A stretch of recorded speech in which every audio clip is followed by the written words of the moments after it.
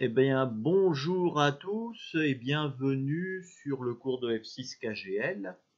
Et ce soir, donc, on voit la dernière partie.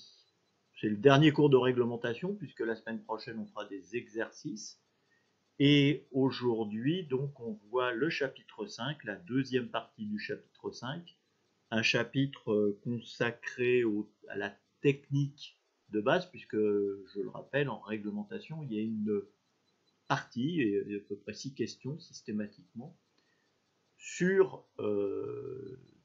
la technique de base. Donc on va voir ce soir les lignes de transmission, les désadaptations entre la ligne de transmission et l'antenne, la compatibilité électromagnétique et encore quelques autres petits sujets sur lesquels il y a des questions. Donc on va commencer par la ligne de transmission. On avait parlé des antennes la semaine dernière. Et donc, qu'est-ce qui relie l'antenne à l'émetteur ou au récepteur? Eh bien, c'est la ligne de transmission. C'est le terme officiel et technique. Et donc, la ligne de transmission, c'est un dispositif général. Enfin, c'est deux conducteurs. On va voir comment ils sont faits, ces conducteurs, mais enfin, c'est deux conducteurs, donc deux parties métalliques généralement en cuivre, mais il peut y avoir aussi d'autres matériaux. Et donc, ce dispositif, ça permet de transférer l'énergie, donc de l'émetteur vers l'antenne, quand on est en émission, ou de l'antenne vers le récepteur, quand on est en réception. Et évidemment, nos stations utilisent le même câble à l'émission et à la réception.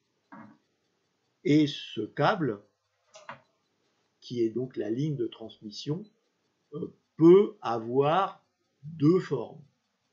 Soit c'est une forme qu'on va appeler asymétrique, avec le A privatif, donc ça veut dire que c'est quelque chose qui n'est pas symétrique. Et l'autre nom de cette ligne de transmission asymétrique, ça s'appelle du coaxial. Hein, donc on voit bien le terme coaxial, ça veut dire qu'on a deux axes l'un dans l'autre. Et ces deux axes l'un dans l'autre, c'est quoi? C'est un fil à l'intérieur qu'on va appeler une âme, quand on est en émission notamment, on a une âme qui est assez grosse, un fil assez épais. En réception, si on ne fait que de la réception, on a moins besoin d'avoir un fil important. Ça fait de l'économie, hein, c'est tout. Hein, c'est parce que le cuivre coûte cher. C'est des microwatts qui passent dedans. C'est des microwatts qui passent dedans, donc il n'y a aucun intérêt à avoir une grosse âme. Donc la plupart du temps, alors c'est pas non plus très fin, c'est pas un cheveu, hein, c'est un peu plus gros, parce qu'il y a des dimensions entre le diamètre de l'âme et le diamètre de la tresse qui est autour de l'âme. Donc on a ce qu'on appelle l'âme, donc c'est un fil de cuivre, un isolant autour qu'on va appeler en termes techniques un diélectrique, et ce diélectrique, il est recouvert, entouré d'une tresse ou d'un feuillard en cuivre. Et pour le satellite, ils mettent de l'alu. Ils mettent de l'alu, ça coûte moins cher. Mais je ne suis pas certain que c'est les mêmes propriétés. C'est 75 ohms d'un côté. Ah ouais, mais les 75 ohms, c'est lié au rapport mais on verra ça dans la partie technique. Hein. C'est lié au rapport entre le diamètre intérieur de la tresse et l'âme, et le diélectrique. Et ce en quoi est fait le diélectrique, le matériau utilisé. Selon le matériau, ça ne donne pas les mêmes résultats à dimension équivalente. Ils en ont un qui est particulier. le diamètre extérieur du diélectrique et l'intérieur de pratiquement 0,5 mm par rapport à l'intérieur du diamètre du cuivre ou Oui, oui, pour pouvoir. de l'adage. Et tout autour, ils ont mis une spirale, un petit boudin. Ouais. Ça leur donne de l'air dedans. C'est ça. Et donc autour de cette tresse en cuivre, bah, il y a une gaine de protection, voilà, pour une gaine extérieure, voilà, puisque la plupart du temps le câble il est quand même fait pour être à l'extérieur, donc c'est quelque chose qui permet de protéger finalement le câble.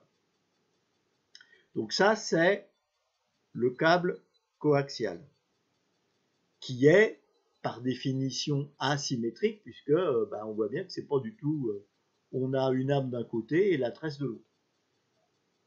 C'est ce qui est utilisé le plus couramment chez les radioamateurs. On a aussi une autre technique plus ancienne qui s'appelle la ligne bifilaire. Et donc il y a deux types grosso modo de lignes.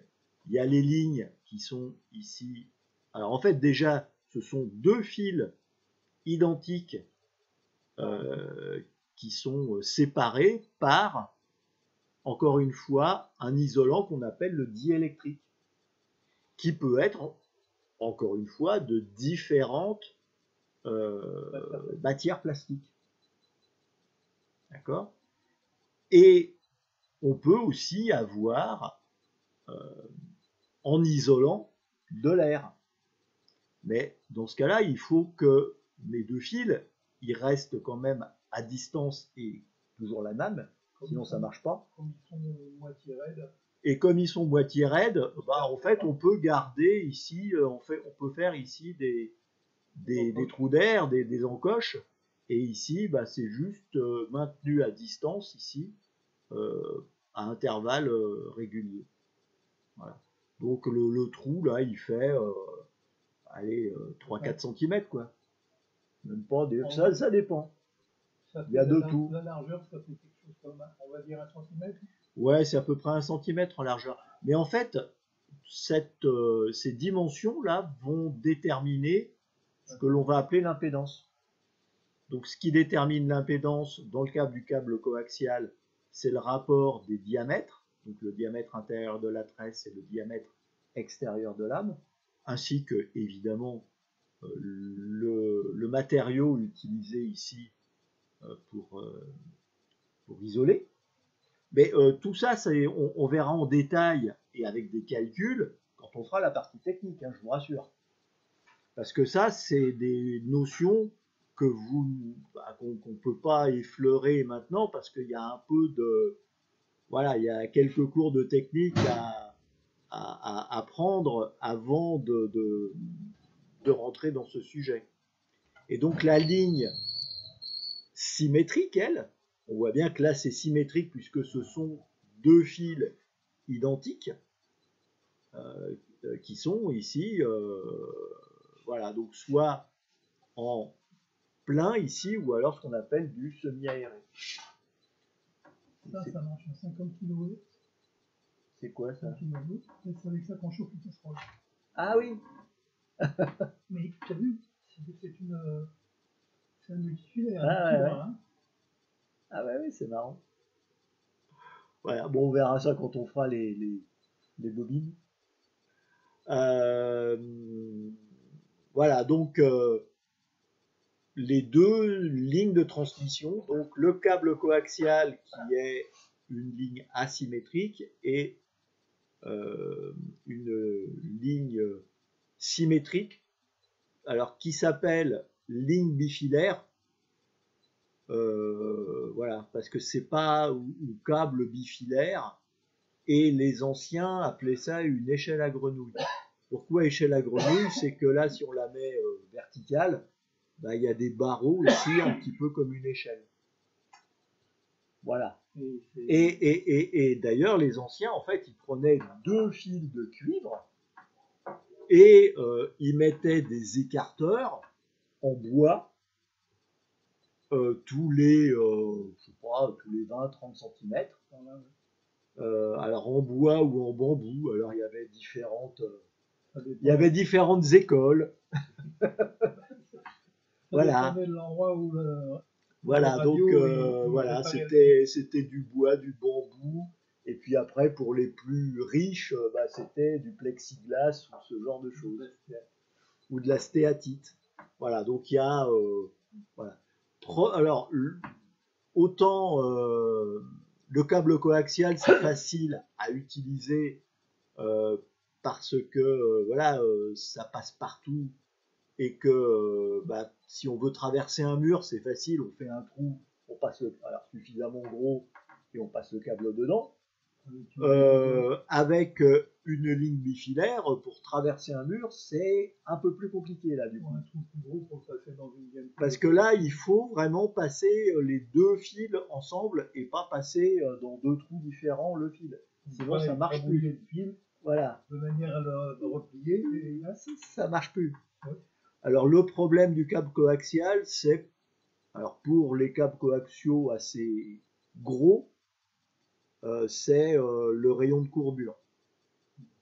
Voilà. Mais chez nous, radioamateurs, c'est pas trop critique. Le rayon de courbure, il peut être de 20-30 cm, donc c'est pas très méchant, quoi. Et quand on dit 20-30 cm, c'est faire un demi-tour en fait. C'est ça quand on parle du rayon de courbure, c'est plus le diamètre de courbure. C'est-à-dire que quand on parle des 20 ou 30 cm, c'est pour faire un demi-tour avec le câble coaxial. C'est pas un quart de tour. Donc voilà. Et c'est évidemment, c'est beaucoup plus facile de faire un coude avec une ligne bifilaire. Mais problème, c'est les traversées de murs ou dès qu'il y a une traversée de quelque chose. Une gaine d'un diamètre plus grand. Voilà, ou avoir ou passer le long d'un élément métallique, ça pose problème parce que du coup ça sera trop près voilà, ça crée des fuites. Voilà, alors qu'un câble coaxial, comme tout se passe à l'intérieur, et parce qu'en fait, il n'y a aucun courant théoriquement, qui circule à l'extérieur du câble. Tout le courant, alors passe dans l'âme évidemment, mais la deuxième partie du courant va passer à l'intérieur du câble et pas à l'extérieur. On verra ça plus en détail quand on fera la partie technique. Il y a bien deux courants séparés, un courant intérieur, un courant extérieur. Et c'est d'autant plus vrai que plus on monte en fréquence. Le transfert d'énergie, c'est-à-dire le fait que l'énergie que l'on a à l'émetteur arrive bien à l'antenne, dépend de deux choses. Va dépendre, ce qu'on appelle de l'affaiblissement linéique, c'est-à-dire le fait que mon fil soit bon conducteur. Évidemment, si je prends un tout petit fil, un cheveu, du coup, il va avoir plus de résistance, et donc il va y avoir des pertes. C'est ce qu'on appelle l'affaiblissement linéique. Mais il y a un deuxième problème qui provient de l'impédance. L'impédance, c'est le rapport tension-intensité. Ce rapport tension-intensité est très important dans les câbles, dans les lignes symétriques ou asymétriques, dans les deux lignes de transmission. Et il faut absolument que la sortie de l'émetteur, puis le câble, puis l'antenne aient la même impédance. Si on n'a pas la même impédance, on va avoir des pertes. Parce que la loi d'Ohm, elle est très méchante. Elle s'applique partout. Et si on n'a pas ce même rapport tension-intensité partout, on va avoir des désadaptations dont on va parler tout à l'heure et qui vont nous poser problème. Tu as dit que l'âme, Ouais, elle est multifilaire. pas spécialement, Pas ça dépend. Enfin, dans les câbles coaxiaux d'émission, du 11 mm, c'est du multibras. Et dans les lignes symétriques, généralement, c'est un monobras. Généralement. Ouais, sinon il y a multibras, mais pas en grande quantité. Ouais. 8, 9 ou 7, je sais pas. Ouais, c'est pas des. Il n'y en a pas une grande quantité. C'est pas aussi fourni que dans un fil électrique. Alors, pour les puristes en audio, je peux signaler que les meilleurs câbles sont quand même composés de multibras. Oui, ouais, bah oui. Et ça, c'est surprenant, mais les harmoniques que ça nous restitue, la différence, elle est monstrueuse. Ah bah oui. Bah, on verra quand on parlera de l'effet de pont. Ah oui, absolument. C'est Ça commence déjà à jouer en... à quelques kilohertz. Absolument. Ça commence là. Donc, mais ça, on verra ça dans la partie technique. Pour le moment, c'est pas la peine d'aller trop vite. On verra ça plus tard. Donc, les caractéristiques de mon câble coaxial, c'est l'affaiblissement linéique, c'est le fait que mon fil, enfin mes conducteurs ont une résistance. Du coup, ça me fait un affaiblissement. Et évidemment, cet affaiblissement, plus le câble est long, plus j'ai d'affaiblissement. Et c'est même plus tordu que ça, c'est-à-dire que si mon câble fait 10 mètres et qu'au bout de 10 mètres, je perds la moitié de la puissance, ok, bon, c'est un truc pourri, on est bien d'accord, mais si mon câble, le même câble fait 20 mètres, c'est plus que le quart. Et s'il fait 30 mètres, c'est un huitième. Donc ça va très très vite.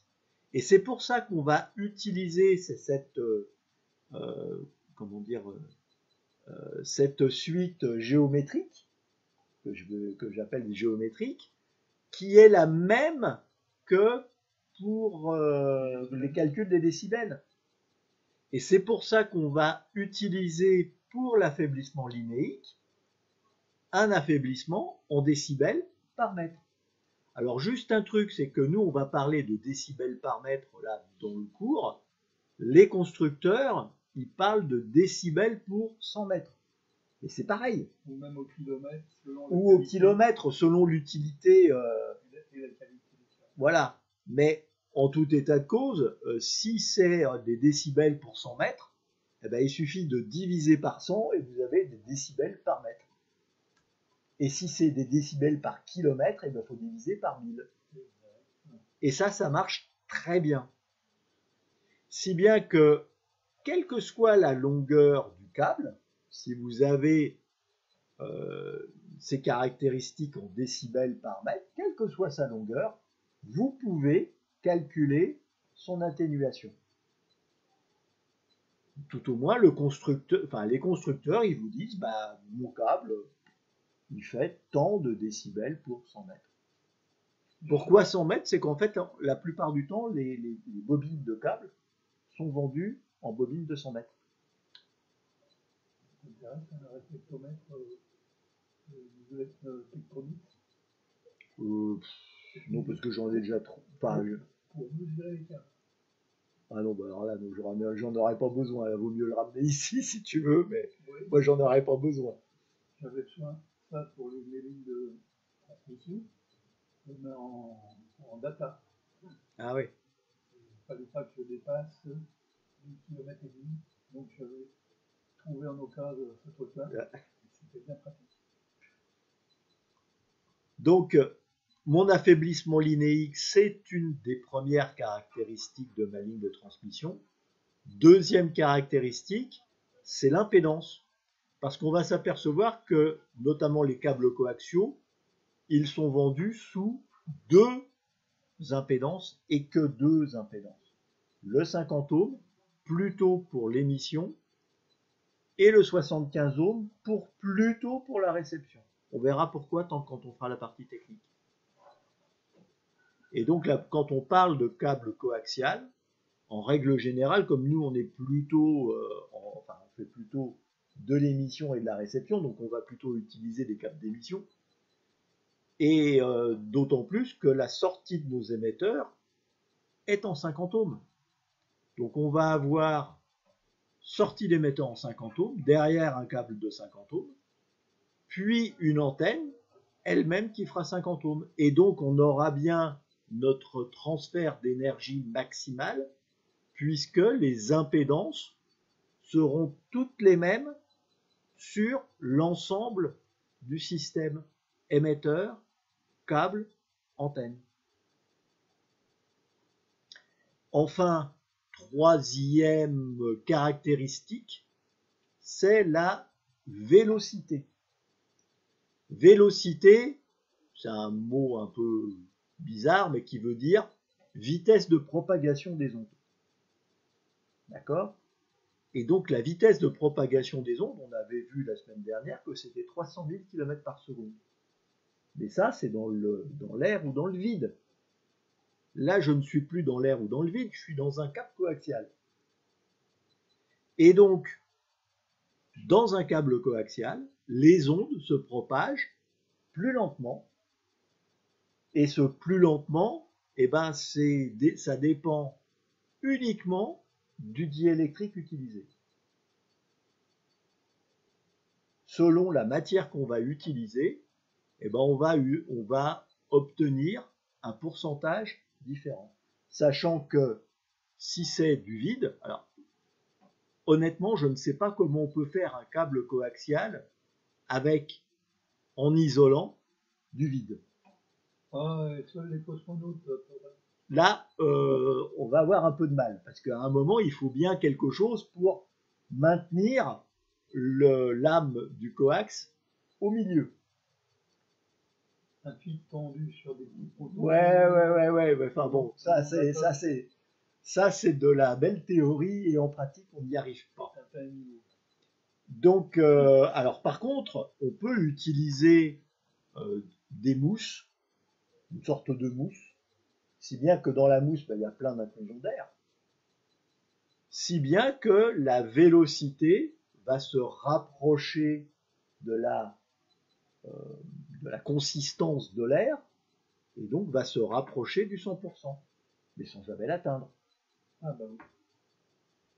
Donc, selon ce que l'on va utiliser ici en diélectrique, on peut arriver à 50% selon ce que l'on utilise, en grosso modo entre 50% et 90%.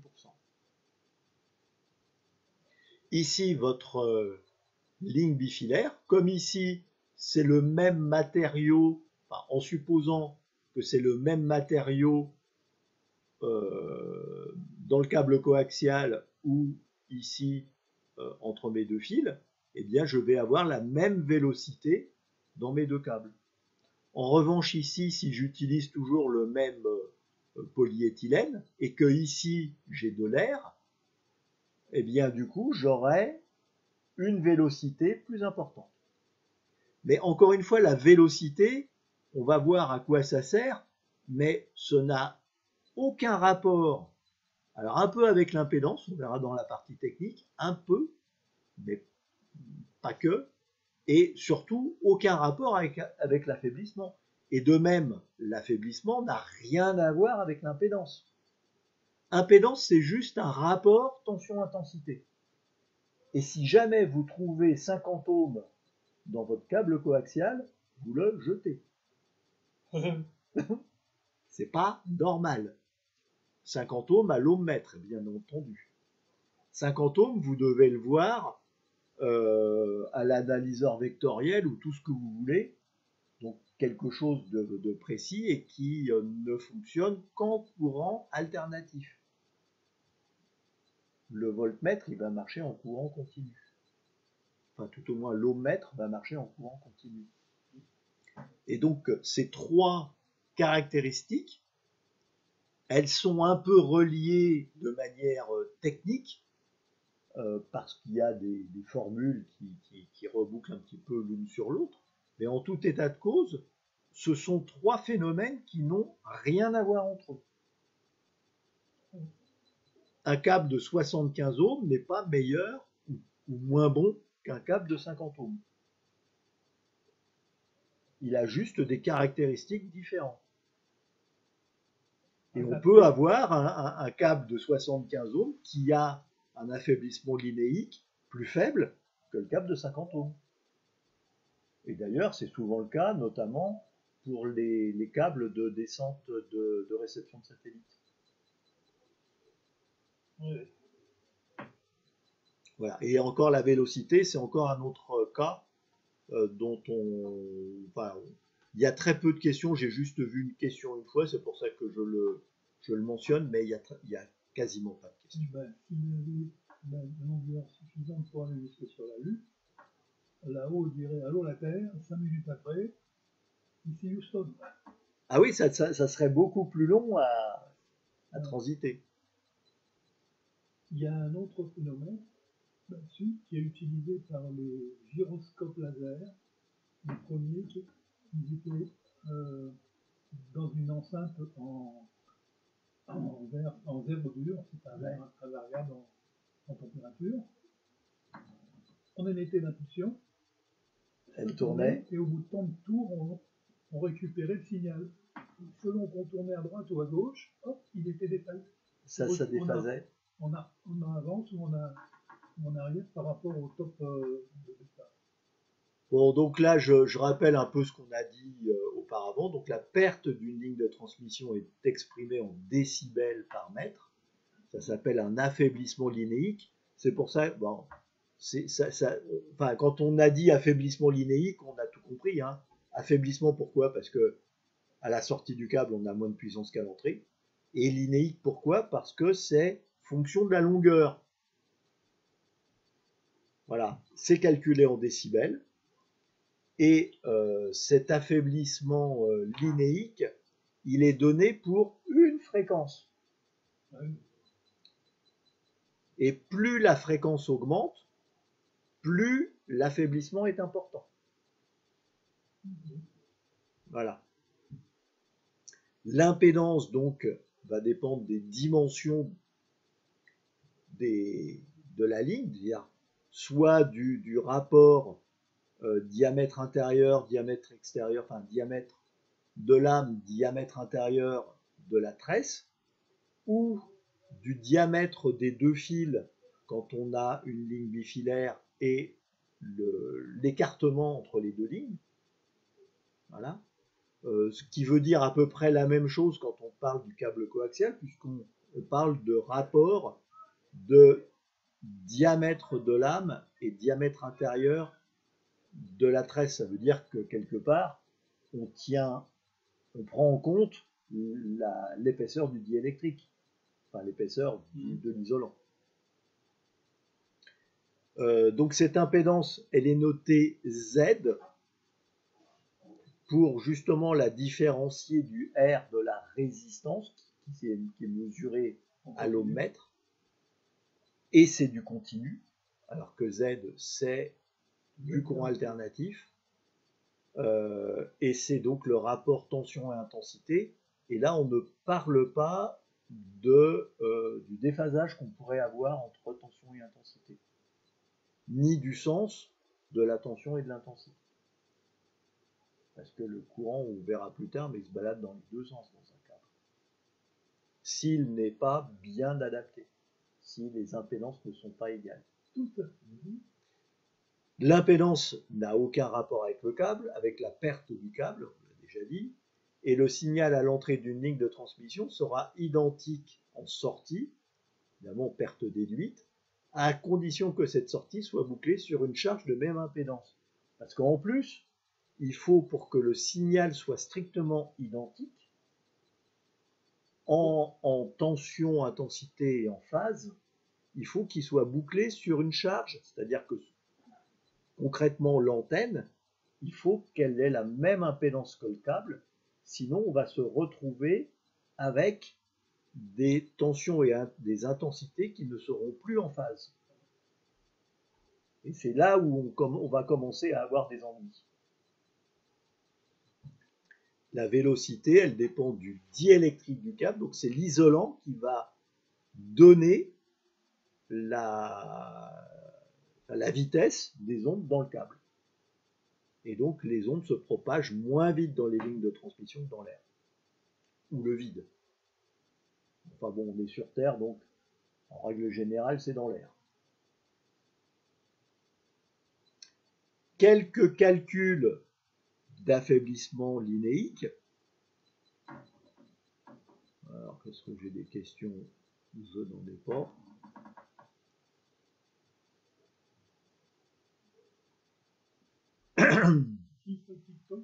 Alors, je connais pas. Aix-en-Provence.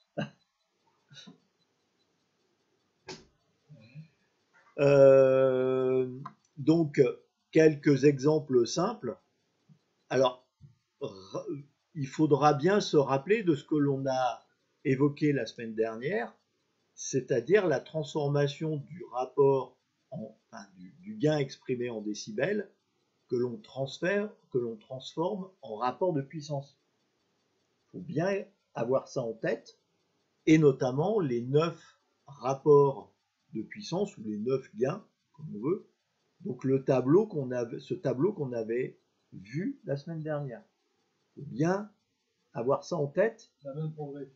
C'est la même. On va utiliser concrètement ces rapports dans les questions d'examen. Exemple, ici, voilà, on me dit, alors ce trait-là, pour la NFR, c'est un câble coaxial. Ou une ligne bifilaire, je m'en fous, mais enfin, voilà. Je pense que ça représente plutôt un câble coaxial. Voilà. On me dit affaiblissement linéaire et avec un point d'interrogation, mais des fois, il n'y a pas de point d'interrogation. Et donc, on donne 10 watts, on va dire que c'est l'entrée, et 5 watts en sortie. Il n'y a rien marqué, entrée-sortie. On soupçonne. Ici, c'est l'entrée. Ici, c'est la sortie, puisque j'ai moins de puissance. C'est comme ça que j'interprète la chose. On me dit la longueur, elle fait 20 mètres. Parfait. Maintenant, j'ai tous ces éléments-là. Donc, je vois que j'ai un rapport ici de puissance de 1,5. 1 sur 2. Donc, j'ai perdu 3 dB. Moins 3 dB. Donc, j'ai moins 3 dB. Pour 20 mètres. Moins 3 dB pour 20 mètres. Ben, je fais moins 3 divisé par 20. Et ça me donne 0,15 dB par mètre. Et si j'avais eu 10 mètres au lieu des 20 mètres, eh ben, j'aurais perdu 1,5 décibels. Alors évidemment, 1,5, c'est pas les rapports de puissance ici que vous connaissez. Mais c'est pas grave. Oui. Dans la partie technique, on apprendra à calculer. Autre manière aussi pour 10 mètres. Si je ne prends que 10 mètres, si je prends maintenant 40 mètres, ici mon atténuation, puisque c'est 0,15 dB par mètre, si je fais 40 mètres, ça va me faire 6 dB. 0,15 multiplié par 40, ça me fait 6. Enfin, ça, vous pouvez le faire à la calculette si ça vous chante pour être certain de votre coup. Ça vous fait 6 dB. Et 6 dB, moins 6 dB, c'est un quart. C'est ce qu'on disait tout à l'heure. C'est-à-dire que si je double ma longueur, eh bien, je fais x2 l'atténuation que j'ai faite. Le rapport précédent. Voilà. Donc, bon.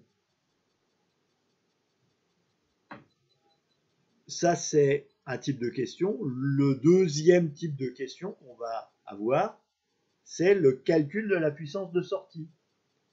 C'est-à-dire que j'ai un coaxial dont la longueur est 10 mètres et dont la perte est de 0,3 dB par mètre. C'est un truc pourri, hein, je le dis tout de suite. Hein. Donc, vaut mieux investir un petit peu là, parce que 0,3 dB par mètre, déjà 0,15, c'est pas génial. Ben alors là, 0,3, 0,30 au secours. Il faut changer le câble. Il faut changer le câble. Hein. Donc, la perte dans mon câble, bah, c'est 0,3 x 10, c'est 3 dB. 3 dB, on a vu déjà, bah, c'est 1,5. Et donc, bah, ma puissance de sortie, c'est mes 25 watts que j'ai, puissance d'émission, divisé par 2. C'est 12,5 watts. Mais attention, ça suppose que ici, il y a une charge et que ce soit bien du 50 ohms. Enfin, tout au moins, que ce soit la même impédance que le câble. Sinon, cette question-là, elle n'a pas de sens. D'accord ? Donc les calculs, je mets calcul simple, mais bon, peut-être que certains d'entre vous sont peut-être pas à l'aise avec certains. Enfin, je pense que moins 3 divisé par 20, voilà, on va supposer que vous arrivez à faire ça de tête. Mais voilà, si vous n'êtes pas à l'aise, bah, vous prenez votre calculette. Hein. C'est un peu dommage de perdre du temps un petit peu avec une calculette, mais voilà, si vous vous sentez plus à l'aise, voilà, on est sûr. Par contre, 25 divisé par 2, je suis désolé, mais quand même, voilà, quelques calculs de tête, ça fait toujours du... Moi, je sais pas de demi-doigts. Voilà.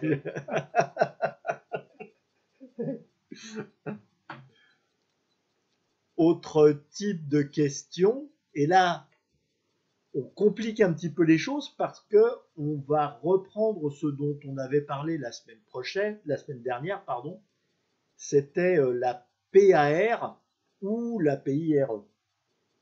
Donc on va rajouter voilà, un truc en plus qui consiste à parler d'une part de la perte dans le coaxial, dans l'alimentation, ou dans la ligne de transmission, et derrière, donc, on a un gain d'antenne. Donc là, par exemple, pour calculer la PAR, on va commencer par calculer ici la perte dans mon câble coaxial. Encore une fois, c'est 0,3 dB et 10 mètres, donc c'est 3 dB. J'ai une antenne qui fait 9 dB. Mais évidemment, c'est des dB. Ici, j'ai une perte dans mon câble coaxial, mais ici, j'ai un gain puisque mon antenne, elle va diriger ma puissance d'émission dans une direction privilégiée qui va finalement donner du gain, c'est-à-dire que par rapport à une antenne doublet, elle va diriger la puissance dans une direction qui est plus fine que mon doublet qui est assez patatoïdal, voilà, exactement. Alors qu'une antenne de 9 dB, ça commence à envoyer la puissance dans une direction et une seule direction devant. Mais on n'amplifie que la quantité de signal au bout du poids. Ah bah oui, mais par contre, voilà, on en a perdu de mes 10 watts, bah, j'ai déjà perdu 3 dB. Voilà. Alors, le problème, c'est que 9 dB, vous voyez, bah, on sait pas, on l'a pas. Alors 9 dB, bon, c'est 8. Je peux vous le dire tout de suite, c'est 8. Donc si je vais 10 divisé par 2, puisque là j'ai perdu 3 dB, 5 watts, multiplié par 8, 40 watts. Mais je peux aussi utiliser le gain, et c'est ce qui est demandé finalement là, c'est on va utiliser le gain en décibels. Donc mes 9 décibels de l'antenne, je retire 3 dB de perte dans le câble, il ne me reste plus que 6 dB. 6 dB, c'est multiplié par 4, et donc 10 watts multiplié par 4 égale 40 watts. On a bien la même réponse. On s'est un peu compliqué les choses, on s'est un peu compliqué la tête, mais on a bien la même réponse. Donc autant utiliser des décibels, c'est beaucoup plus facile de faire des calculs puisqu'il s'agit de Addition et soustraction. Addition quand c'est des gains successifs, soustraction quand ce sont des pertes. Voilà. Et après, on utilise ces tables-là. Et évidemment, dans les questions d'examen, on ne va parler que de cette table et pas du reste. Autre exemple, et là, ce n'est plus de la PAR, c'est de la PIRE. Et donc, l'antenne, le gain de l'antenne est donné en dB ISO. Ici, il n'y a rien d'indiqué, mais quand on demande la PAR, automatiquement, ce sont des décibels doublets. C'est pas indiqué, mais ça ne peut être que ça. Et ici, donc, comme c'est de la PIRE, ici, c'est le gain de l'antenne est déterminé par rapport à l'antenne isotropique, donc par rapport à une puissance qui serait répartie uniformément autour du point d'alimentation de l'antenne.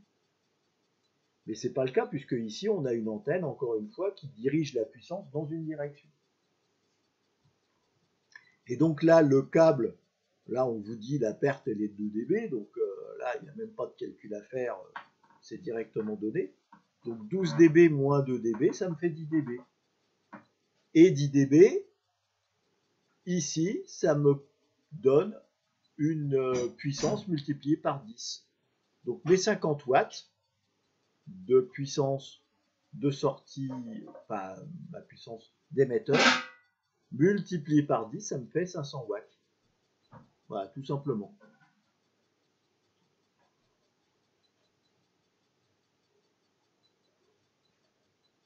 Et voilà, donc finalement, on reboucle bien avec ce que l'on avait vu la semaine dernière.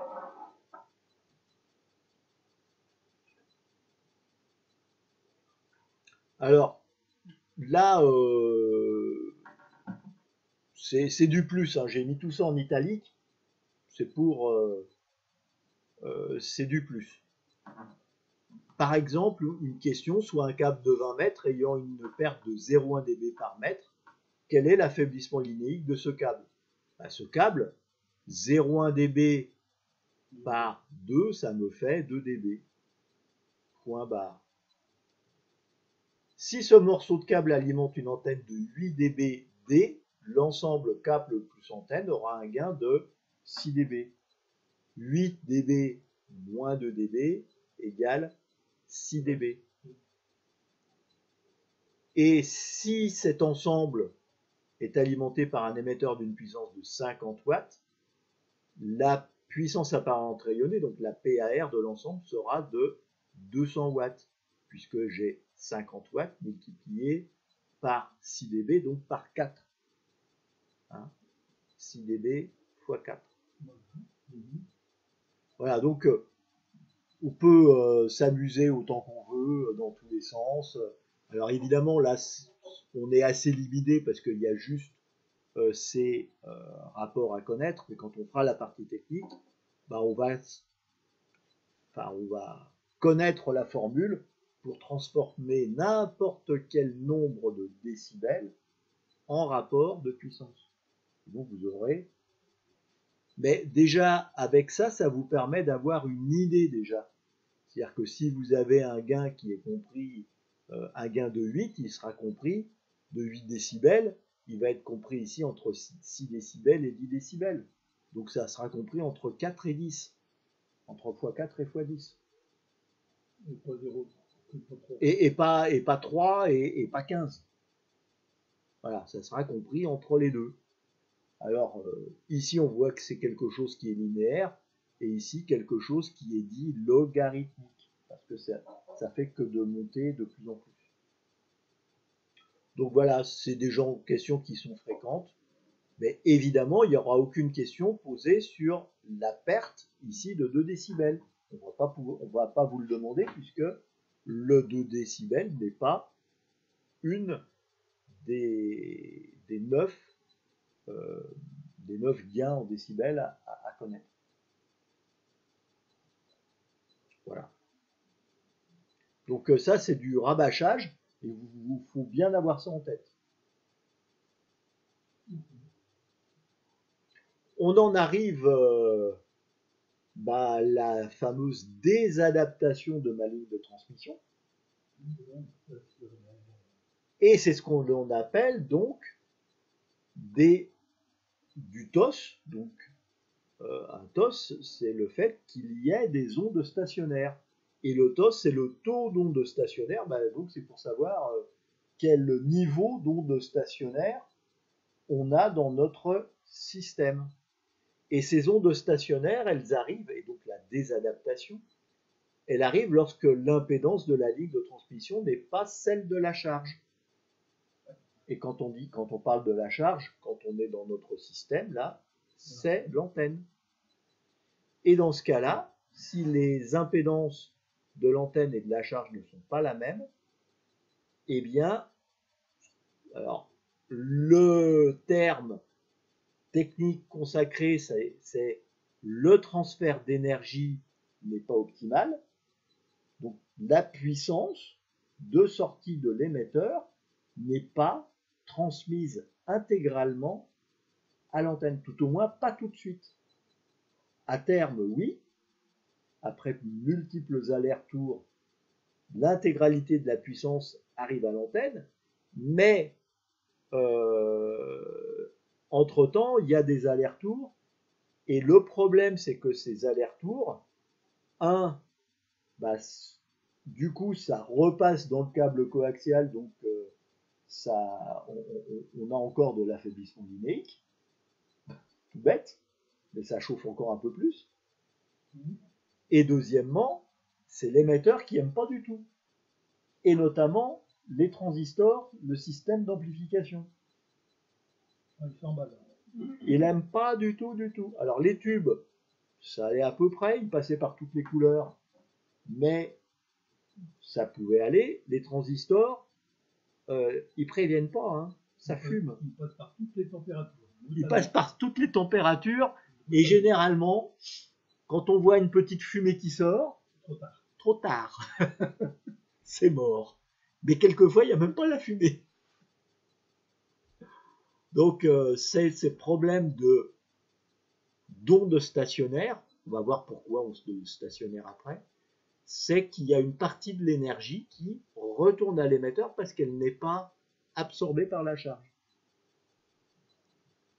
Et donc, cette désadaptation, elle se mesure par le terme technique, c'est un coefficient de réflexion que l'on va noter ρ, qui est le rapport du courant réfléchi, donc ce qui repart de l'antenne, par rapport à ce que l'on avait émis, donc ce que l'on avait envoyé vers l'antenne. D'accord ? Donc ça s'appelle le coefficient de réflexion. Et évidemment, alors soit on peut mesurer ça sous forme de tension ou sous forme d'intensité. Évidemment, il faut que si on mesure le courant réfléchi en tension, on va regarder aussi le courant émis en tension.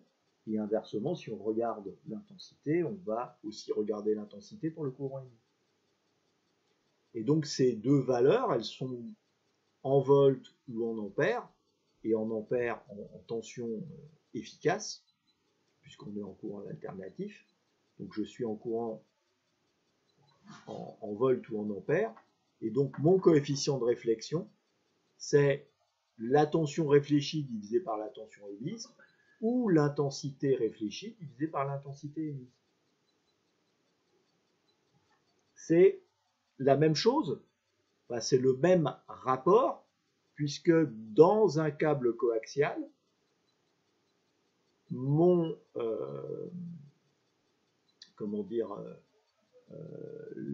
y a toujours le même rapport tension-intensité. Ça marche à tous les coups. Et donc, on a toujours le même rapport de ce qui est émis et de ce qui est réfléchi, puisqu'on a la même impédance tout le temps. On a le même rapport tension-intensité. Donc, quel que soit le sens du courant, soit qu'il est émis ou qu'il est réfléchi, on a toujours la même impédance Ce qui va changer, c'est uniquement la phase dont on va parler quand on parlera de technique. Ils sont juste déphasés de 180 degrés, c'est tout. Ou encore différemment, si la charge n'est pas une résistance, mais a une partie réactive. Alors là, ça se complique encore plus.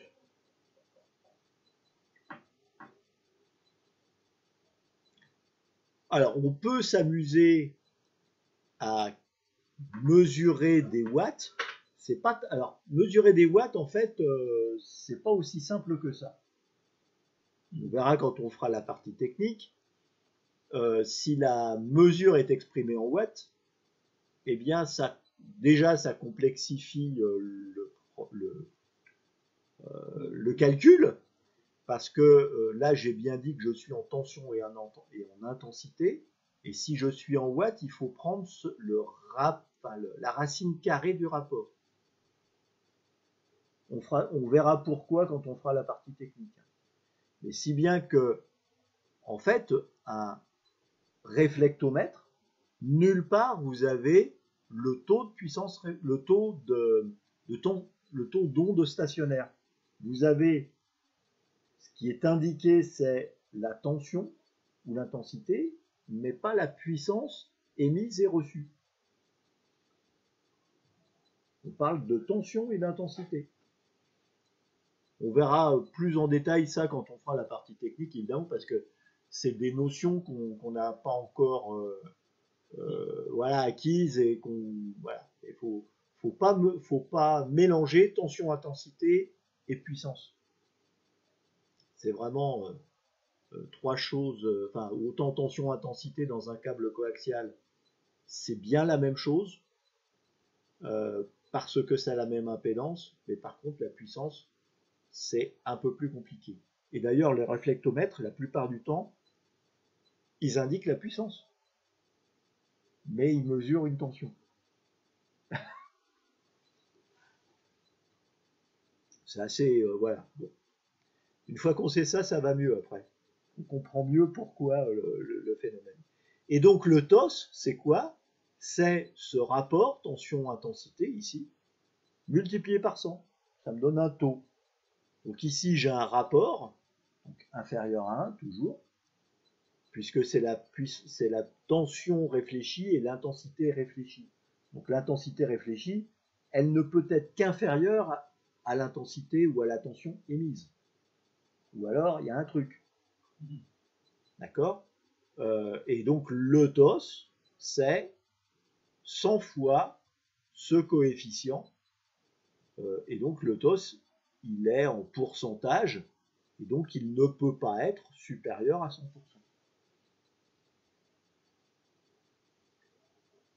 Et donc le TOS n'est pas le taux de puissance réfléchi. Je dis, je le répète, j'insiste lourdement, mais c'est encore une autre chose. On a parlé du TOS, mais il y a aussi un autre dont on parle aussi, c'est le ROS. Et ça, c'est le rapport d'onde stationnaire. C'est exactement le même phénomène, mais on ne parle pas de la même chose.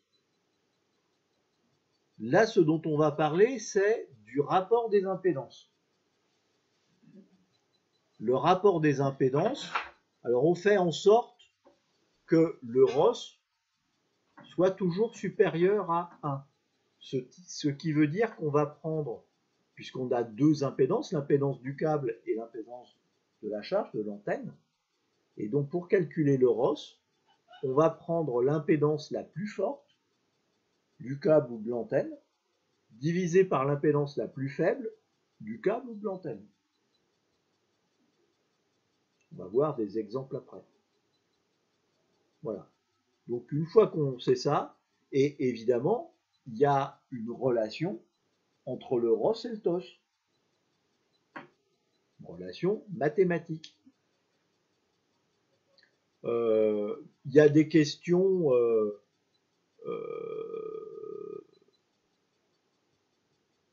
essentiellement sur le ROS et très peu sur le TOS. On va les voir après. Et on a aussi des questions qui, pour moi, ne sont pas redevables de l'épreuve de réglementation. C'est la transformation du ROS, enfin du TOS ou du rapport d'onde stationnaire, qui est pareil, puisque c'est 100%. Donc, en fait, il suffit de remplacer 1 par 100 et de mettre le pourcentage et on obtient le calcul du ROS à partir le calcul du ROS à partir du TOS. Mais c'est pareil. Donc là, c'est la transformation à partir du TOS ou du rapport d'onde stationnaire ou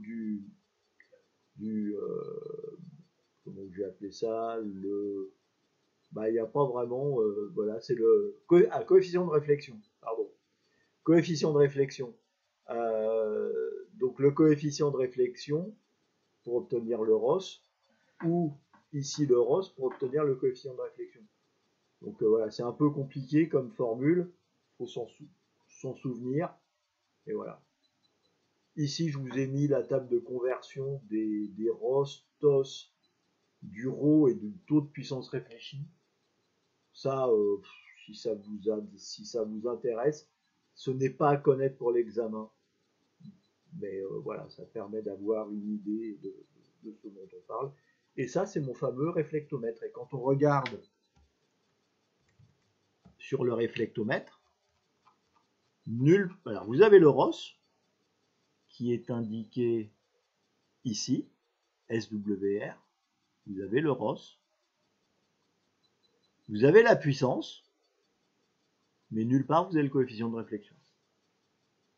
C'est pour ça qu'on appelle ça un réflectomètre ou un ROS-mètre. Mais on ne peut pas qualifier ça de TOS-mètre puisque le coefficient de réflexion n'est pas affiché.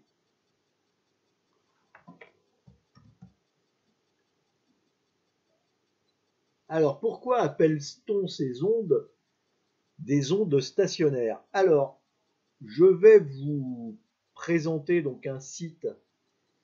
Je vais passer sur... Alors, vous voyez, ce site, ça s'appelle Figure animée pour la physique. Le lien est ici.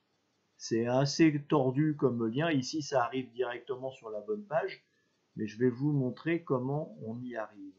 Alors, que je lance d'abord Firefox. Voilà. Et là, on tape figure animée.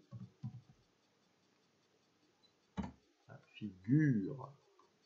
Ça va mieux avec figure animée. Pour la physique, on arrive tout de suite dessus. Donc ça a été monté, le site a été monté par une prof de physique qui a fait des tas de choses. Et donc il y a plein d'expériences possibles et imaginables. Mais nous, ce qui va nous intéresser, ce sont les ondes stationnaires. Ondes stationnaires et superposition de deux ondes se propageant en sens contraire. Je m'explique. Pause. Ici, alors, c'est pas complètement adapté à notre problématique, mais on va voir, c'est la résultante, c'est ce qui m'intéresse.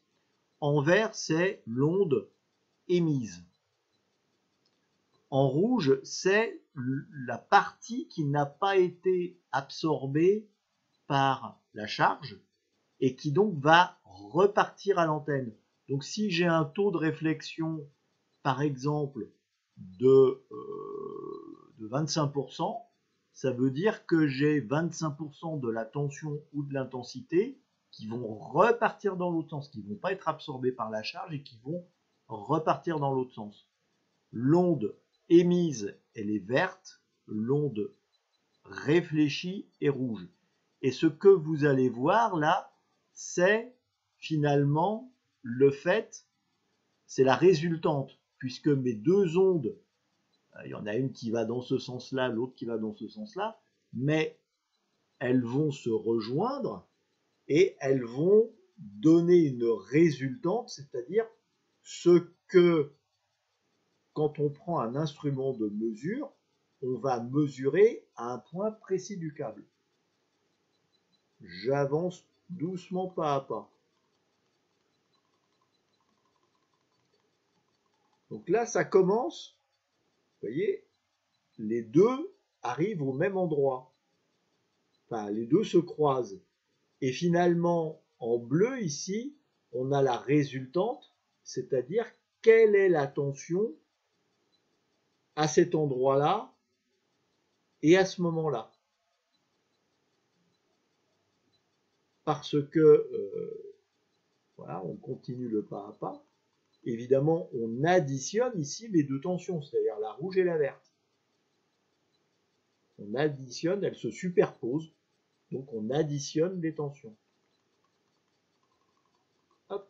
Et ici, elles sont complètement superposées. Le problème, c'est qu'après, ça continue. Et donc, à cet endroit-là, bah, ça commence à s'écrouler un peu. Ça s'écroule tellement qu'à un moment, ça repart dans l'autre sens.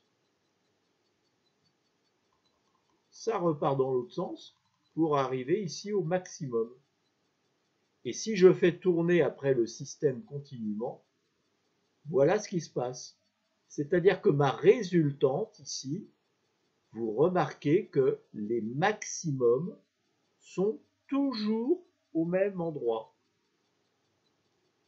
Et ici, vous avez un endroit où on a l'impression, j'ai bien dit l'impression, qu'il n'y a jamais ni intensité ni tension. Pourquoi? C'est que les deux ondes se superposent et à cet endroit-là, il ne se passe strictement rien. C'est-à-dire que si je prends un voltmètre et que je me pose ici, eh ben, j'ai l'impression qu'il n'y a pas de tension. Alors évidemment, c'est faux, puisque là j'ai autant de puissance qui part en réfléchi que de tension émise. Mais c'est pour ça que je vous dis que ce système-là n'est pas complètement adapté, mais heureusement, il y a une partie de la puissance qui va être émise qui va être absorbée par la charge et on ne va pas avoir l'intégralité du retour dans l'autre sens. Donc on va avoir finalement une partie de l'onde émise qui va être absorbée, donc tout va bien, et qui va se superposer finalement à la résultante à l'onde qui repart dans l'autre sens. Donc on va avoir non pas une tension nulle, mais une tension minimum. Et à un autre endroit, on aura la tension maximum. Donc le minimum va être là, et le maximum va être là. Et entre les deux, là, on a en longueur d'onde, dans le câble coaxial, un quart d'onde.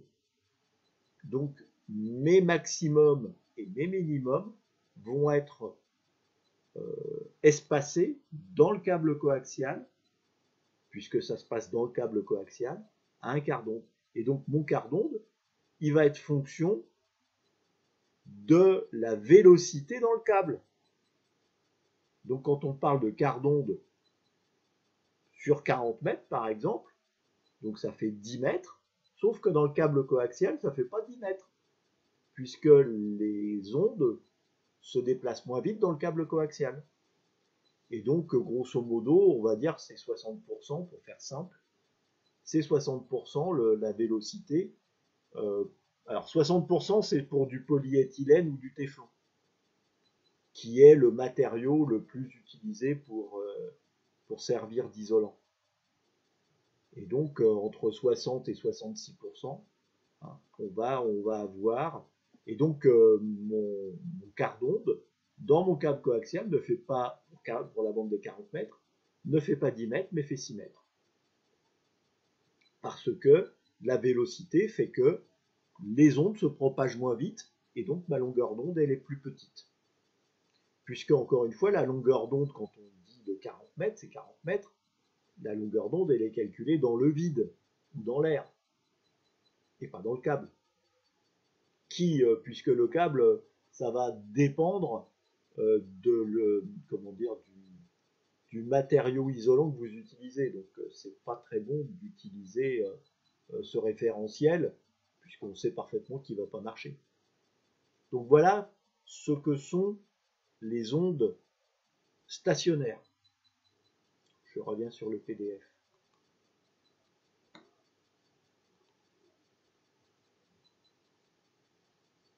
Voilà, donc je vous ai mis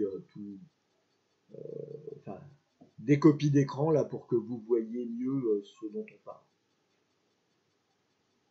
Et là, vous avez le lien direct pour aller à la page sans faire tout le cheminement que j'ai fait tout à l'heure.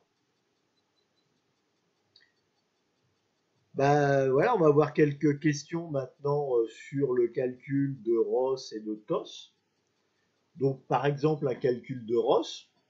Alors j'ai pas besoin de sortir ma calculette là parce que encore une fois, ce sont des calculs simples.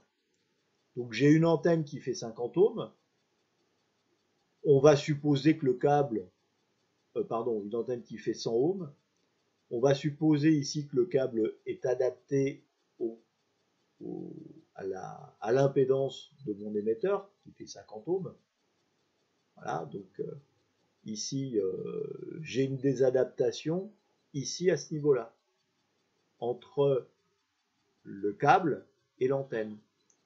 Mais si j'ai un câble de 100 ohms ici sur un émetteur de 50 ohms, la désadaptation se fera ici entre le câble et l'émetteur et se fera de la même manière, c'est-à-dire que je vais avoir le Ross identique. Et au cas où j'utilise un câble ici qui fasse 75 ohms pour alimenter une antenne de 100 ohms, il faut être très tordu quand même, mais pourquoi pas, et bien dans ce cas-là, la somme des Ross, enfin la somme des désadaptations, hein, c'est-à-dire il y aura une désadaptation au niveau de l'antenne, une désadaptation au niveau émetteur, et bien ces deux-là vont former aussi une désadaptation exactement la même.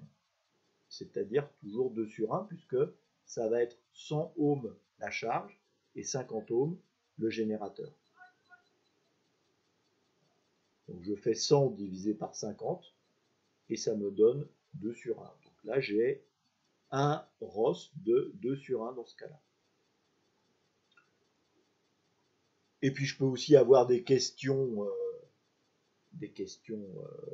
sans schéma. À l'entrée d'un câble, on mesure une tension incidente de 20 volts et une tension réfléchie de 5 volts. Quel est le TOS? Donc le TOS, c'est le rapport, le coefficient de réflexion, c'est 5 divisé par 20, donc c'est 0,25. Je multiplie par 100 pour avoir le TOS, et donc ça me fait 25%.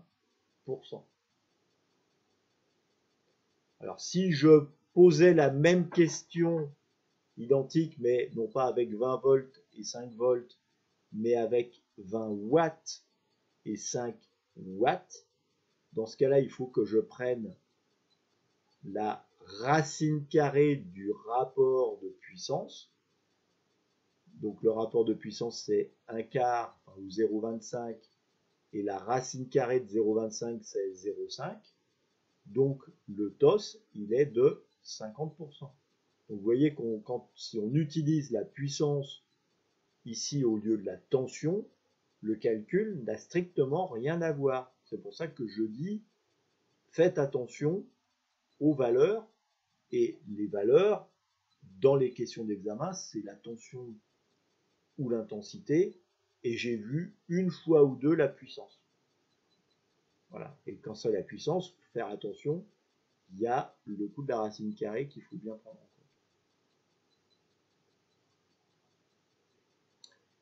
Pour adapter les antennes, donc parce que c'est bien gentil maintenant de dire que c'est pas adapté, et quoi qu'on fait.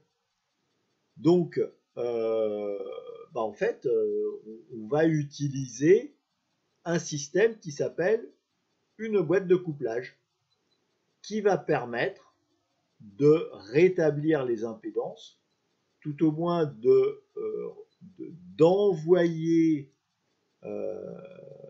à l'antenne une composante qui va permettre à l'antenne de croire que le tout est adapté. Ou inversement, cette boîte de couplage va permettre à l'émetteur de croire que l'antenne est adaptée. Mais elle n'est toujours pas adaptée, hein. C'est juste, on a rajouté un peu de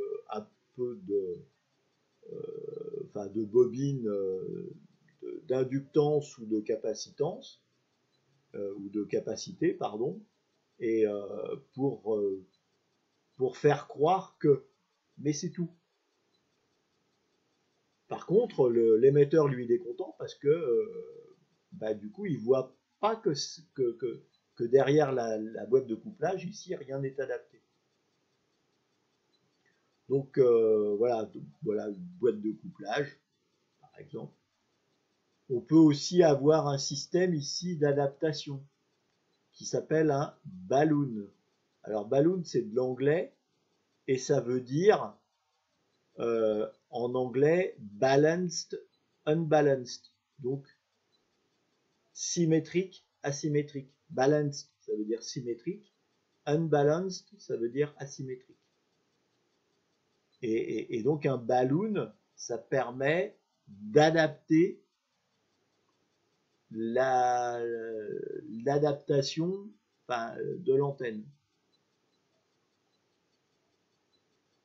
Et ce balloon peut avoir un rapport de transformation différent de 1, c'est-à-dire qu'on va peut-être, on peut avoir une impédance complètement différente entre l'antenne ici et le câble coaxial. Il va y avoir un système de compensation des impédances. On verra ça encore une fois quand on fera la partie technique.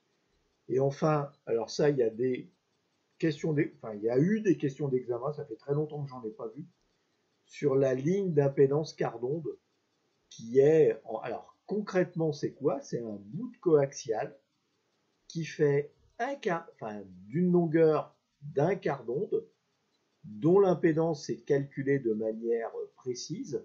Et quand on parle d'un quart d'onde ici, on tient compte évidemment du coefficient de vélocité. Et cette impédance-là, c'est ce qui va permettre de transformer l'impédance qu'il y a à l'entrée du câble par rapport à ce qui est en sortie. Donc ça, c'est très compliqué comme truc. On verra ça encore une fois quand on fera la partie technique. C'est une grosse prise de tête, mais ça marche super bien et c'est utilisé dans plein de cas. L'idée là, c'est d'utiliser un câble coaxial d'une impédance spécifique qui va permettre d'adapter les deux impédances. Et donc, ça c'est les équations de Maxwell, ça, donc on va revenir dessus. Hein. L'impédance du câble est égale à la racine carrée de l'impédance d'entrée multipliée par l'impédance de sortie. Concrètement, ici j'ai un câble quart d'onde, 25 ohms en entrée, 100 ohms en sortie. Et quelle est l'impédance du câble? L'impédance du câble, donc je fais 25 fois 100, donc 2500, et je prends la racine carrée de 2500, et ça me donne donc 50 ohms. Donc si j'utilise ici un câble de 50 ohms, avec en entrée 25 watts et en sortie 25 ohms et en sortie 100 ohms, mon ensemble sera adapté. C'est quand même très compliqué d'expliquer ça ici, puisque on n'a strictement rien vu de toutes ces équations là. Donc voilà, il y a eu quelques questions, ça fait très longtemps que j'en ai pas vu, et donc pour moi elles sont hors sujet.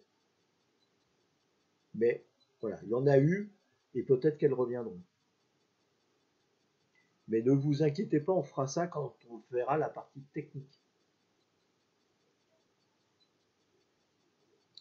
On en arrive au brouillage et aux protections électroniques. Donc les brouillages, on en a déjà un peu parlé en réglementation. C'est tout ce qui tourne autour de la directive européenne CEM, donc la 2014-30 CE. D'accord? Et donc la compatibilité électromagnétique, il y a une définition dans cette directive européenne. Et alors attends, il y a une question sur le quart d'onde. Le quart d'onde est le principe utilisé pour les delta loops. Alors ça en fait partie, mais pas que. On va l'utiliser aussi notamment en VHF et UHF. Et puis aussi dans ce qu'on appelle les antennes patch. Donc ça, c'est la petite antenne qu'il y a dans votre téléphone portable. Et donc cette ligne quart d'onde, on va la voir partout après.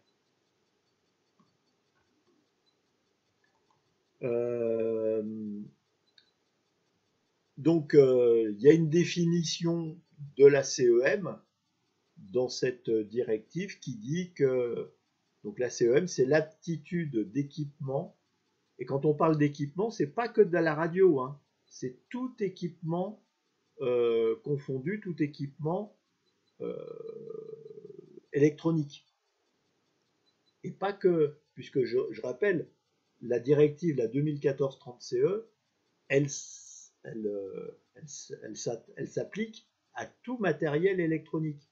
C'est la RED, donc la Radio Equipment Directive, qui va s'appliquer qu'au matériel radio. Là, on s'applique à tout type de matériel électronique. Donc, aptitude d'équipement à fonctionner dans leur environnement électromagnétique de manière satisfaisante, sans produire eux-mêmes de perturbations électromagnétiques intolérables pour d'autres équipements dans cet environnement. Ce qui veut dire que, en clair, c'est la bonne cohabitation entre des émetteurs et des récepteurs. Évidemment, il ne faut pas que les émetteurs brouillent des récepteurs, mais il ne faut pas non plus que les récepteurs soient des passoires et que n'importe quel petit équipement qui soit mis en route à côté perturbe son fonctionnement. Sinon, ça va être compliqué la cohabitation va être très compliquée. Et donc, quand on parle d'un équipement, c'est un appareil ou une installation mis dans le commerce en tant qu'unité fonctionnelle indépendante. Donc, ça veut dire que chaque matériel qui est mis sur le marché, donc mis dans le commerce, et quand on parle de commerce, c'est le commerce à l'intérieur de l'Union européenne, ces équipements, donc, en fait, quand on parle d'une installation, c'est la somme d'équipements. Exemple, ma station, là, elle est constituée d'une alimentation et d'un émetteur. Donc, c'est une installation qui est composée de deux équipements, l'alimentation, l'émetteur. Donc ça, chacun de ces deux matériels doit être homologué CEM. Et donc, chacun de ces deux matériels doivent ne pas perturber son environnement et ne pas être perturbé lui-même. Et donc, il y a aussi dans la directive CEM une définition de ce qu'est une perturbation électromagnétique. Ça peut être un bruit électromagnétique, donc typiquement la mobilette du petit voisin, là, qui tourne dans le quartier tout le temps. Ça peut être un signal non désiré, donc ça c'est plutôt un émetteur qui émet des harmoniques ou des signaux des rayonnements non essentiels. Et puis ça peut être aussi, mais ça, alors la directive européenne a prévu ça, mais j'ai concrètement, je ne vois pas trop ce qui pourrait, ce que ça pourrait être. C'est une modification du milieu de propagation. Je n'ai pas d'exemple concret, mais voilà, si vous avez des idées, je suis preneur parce que je ne vois pas trop. Voilà, c'était au cas où on arrive avec un équipement électronique à changer le milieu de propagation, ce qui reviendrait finalement à poser des problèmes parce que si vous changez le milieu de propagation, peut-être que vous n'allez plus rien recevoir. Et là, ça serait très gênant. Ou au contraire, que vous allez tout recevoir et donc votre récepteur va être complètement saturé. Donc voilà ce dont on peut parler. Les questions d'examen portent sur cette première partie de définition, bien évidemment, pas sur le reste. Donc appliquer à notre activité la compatibilité électromagnétique, c'est quoi? C'est la faculté d'un émetteur de ne pas perturber son environnement, et notamment les récepteurs qui sont autour, et d'un récepteur de ne pas être perturbé par son environnement, mais aussi tous les émetteurs qui émettent dans les conditions normales des fameuses exigences essentielles. Voilà, donc il fonctionne parfaitement. Un récepteur a un certain niveau d'immunité par rapport à ces perturbations, et lorsque les perturbations dépassent ce niveau d'immunité, eh bien, on atteint ce qu'on appelle le seuil de susceptibilité. Et dans ce cas-là, eh ben, on va prendre des mesures de durcissement. Ça, c'est de la technique, hein, c'est du vocabulaire technique qu'il faut avoir un peu en tête. Voilà.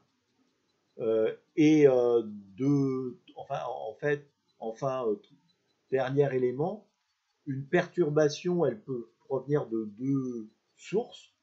Soit elle est conduite, et là, dans ce cas-là, elle est véhiculée par des conducteurs, notamment via l'alimentation secteur. Hein, si la perturbation, elle passe par le réseau EDF, bah, il y a toutes les chances, si elle n'est pas filtrée, qu'elle arrive sur votre alimentation, et donc qu'elle remonte dans l'émetteur. Et inversement, de l'émetteur, ça repart dans l'alimentation, et ça repart dans les conducteurs, et ça va gêner des récepteurs qui sont branchés aussi sur l'installation électrique.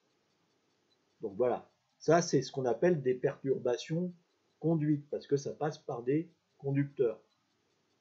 Et puis, plus gênant, on a les perturbations rayonnées, qui là, justement, ça passe par des rayonnements, et donc ça se propage via un champ électromagnétique. Et là, à part mettre en boîte, entre guillemets, le récepteur et l'émetteur, donc mettre des cages pour éviter ces champs électromagnétiques, il n'y a pas vraiment beaucoup de solutions. Autant les perturbations conduites, il suffit de filtrer, et là, on s'en sort. Autant les perturbations rayonnées, ça commence à se compliquer un petit peu. Alors un brouilleur, non, le brouilleur, il perturbe pas le milieu de propagation. Un brouilleur, ça permet juste d'envoyer, enfin c'est un émetteur pourri, hein, un brouilleur. C'est juste ça. C'est-à-dire que normalement, c'est tous les fameux trucs qui permettent notamment aux parents de couper de pas couper le Wi-Fi, mais de brouiller le Wi-Fi de leurs enfants pour qu'ils s'endorment. Voilà. Alors, la propagation sera modifiée Alors, c'est pas la propagation. Encore une fois, le brouilleur, c'est pas la propagation qui est modifiée. C'est juste un émetteur.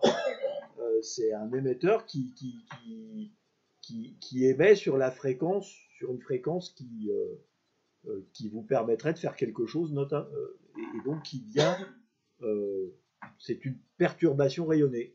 Une grosse porteuse, exactement.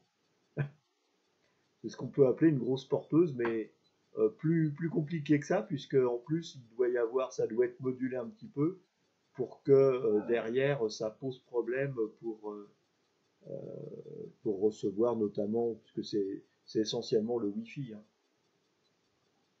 ou la 4G, mais ça se complique un petit peu parce que autant le Wi-Fi c'est sur une bande, enfin sur deux bandes, autant la 4G, il y a quand même pas mal de bandes disponibles. Voilà, et généralement c'est plutôt des brouilleurs Wi-Fi dont on parle.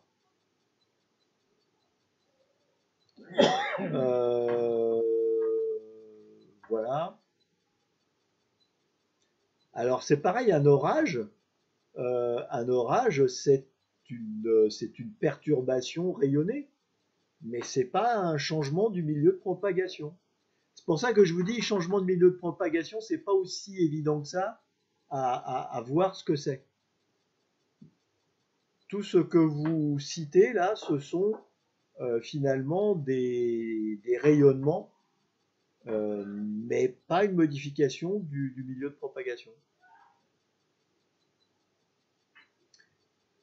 Donc pour limiter les perturbations conduites, donc on en a parlé un petit peu, les filtrages, les découplages. Donc le découplage, c'est quoi? On verra ça quand on fera la partie technique.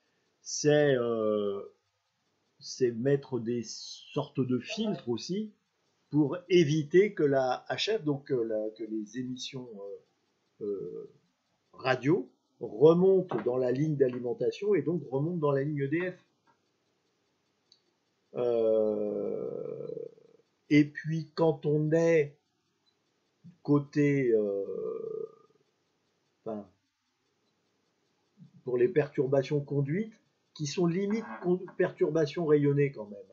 C'est-à-dire que si vous faites longer votre câble d'émission le long du câble secteur, téléphone, télévision, même si c'est pas directement conduite, c'est pas encore complètement rayonné non plus.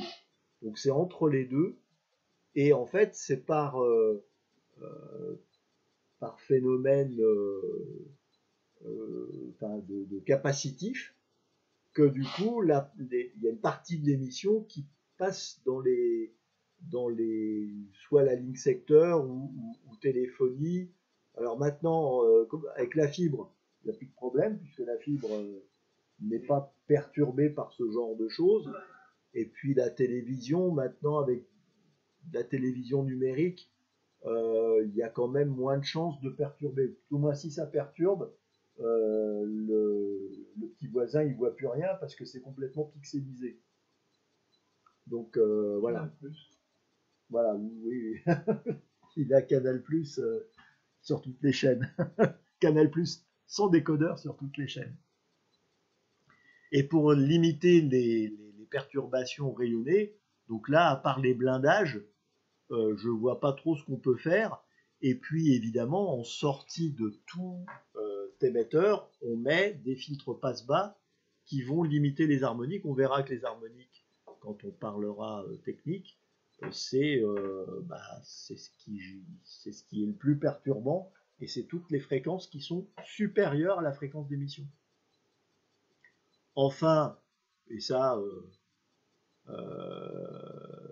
c'est aussi, on verra ça aussi dans la partie technique, quand on a un émetteur, on perturbe moins quand on est en FM qu'en modulation d'amplitude, sachant que la BLU est une forme de modulation d'amplitude.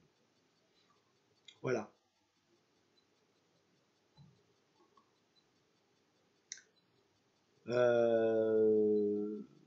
Voilà donc ce que l'on peut dire.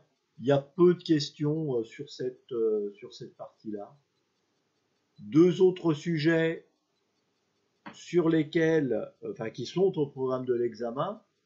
Il y a eu quelques questions dessus, mais on va rapidement passer parce que c'est franchement des questions qui sont plus dans la partie technique que réglementation, parce que pour développer ça, c'est quand même assez compliqué, il faut avoir des notions. C'est l'intermodulation et la transmodulation.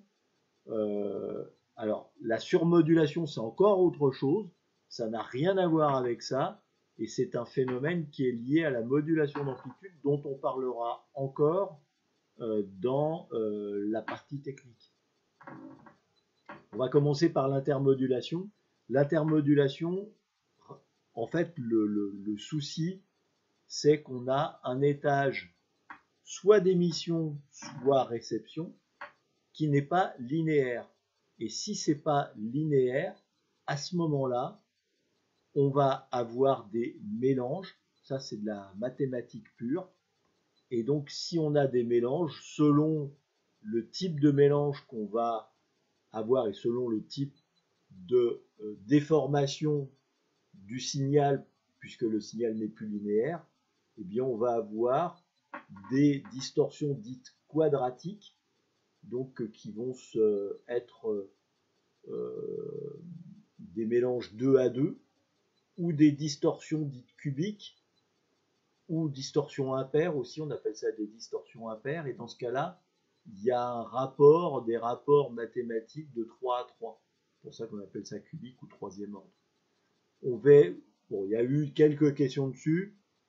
On va pas s'étendre là-dessus. On va considérer que la NFR s'est trompée, parce que sinon, vous allez vous perdre. Enfin, tout au moins pour ceux qui n'ont pas encore vu la partie technique. La transmodulation, c'est un peu pareil, mais là, ça ne concerne qu'un récepteur, alors que l'intermodulation pouvait aussi concerner un émetteur. La transmodulation, ça ne concerne qu'un récepteur, et c'est en fait lié à un signal qui vient saturer un étage, et notamment l'étage d'entrée. Et comme il est saturé, eh bien, il va manquer de linéarité, et la conséquence, c'est quoi? C'est que on va entendre la modulation de l'émetteur qui est souvent très proche dans toutes les émissions qu'on a. Exemple, j'avais un oncle qui habitait à côté d'Aloïs, donc l'émetteur de France Inter. Quoi qu'il fasse, enfin, sa chaîne IFI, même s'il écoutait un disque, il entendait France Inter derrière. Ça, c'est typiquement de la transmodulation. J'étais jeune, j'avais Courguinche juste un Louis à côté de l'antenne. Ah bah oui, et ben là, tu avais systématiquement France Inter en bruit de fond. Et ben une fois, dans la 4 chevaux, on était à deux, et puis d'un seul coup, sur le coup de 3 h du matin, on entendait l'émission rayonner, et la tôlerie. Ah, c'était la tôle carrément qui. Carrément la tôlerie de la 4 Voilà, chevaux. c'est pas, enfin, là en l'occurrence, c'est pas de la transmodulation, mais c'est le même effet, quoi. Il y avait tellement de patates sur l'émetteur que ça m'avait branlé la 4 chevaux. Bon, enfin, voilà. Donc, la transmodulation, c'est ça. On en reparlera quand on fera la partie technique. Enfin, dernier chapitre, la protection.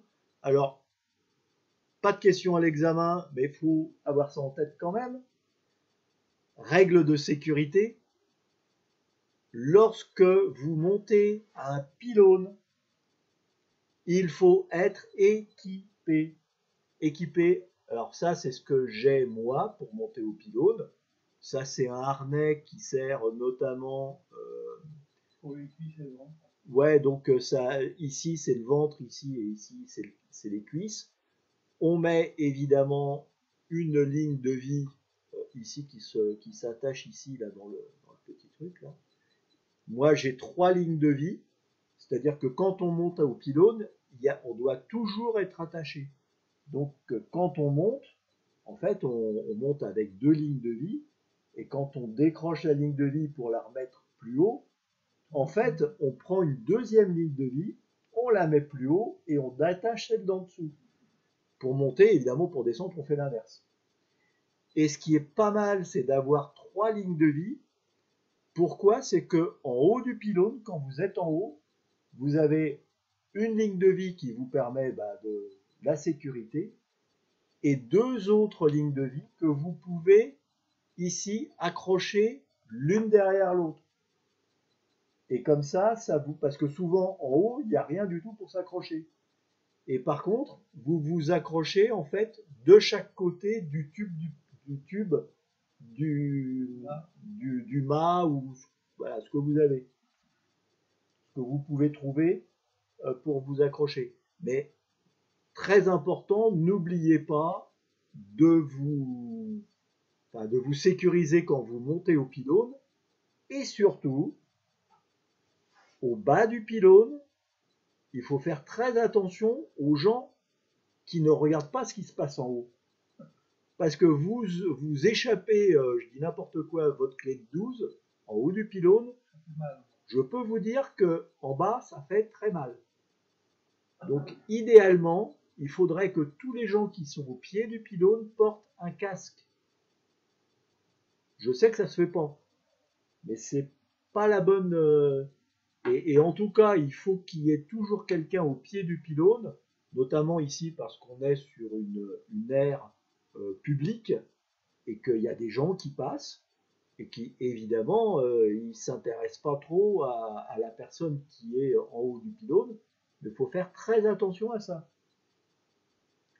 Donc voilà, j'insiste. Alors ça ne fait pas partie des questions d'examen, on est bien d'accord, mais c'est très important de bien avoir ça en tête. Voilà, donc j'ai fait mon petit couplet. Les dangers de la haute fréquence, oui, mais bon, on est radioamateur, donc on sait de quoi on parle, et notamment quand on est UHF et au-delà, on ne passe jamais devant une parabole. Surtout quand on sait que la parabole, elle peut passer en émission. C'est bête, mais et surtout, on ne regarde jamais une parabole. Parce que là, pour le coup, on peut avoir des petits problèmes oculaires.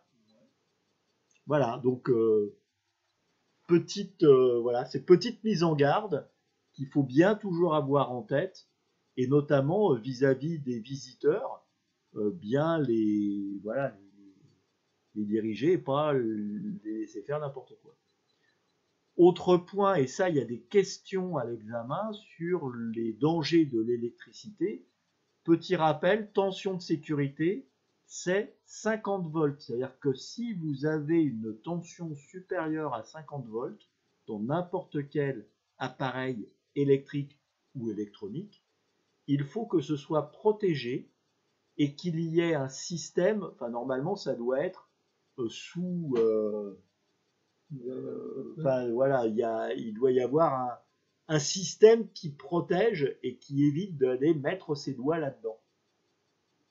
Parce que 50 volts, c'est directement issu de la résistivité de la peau.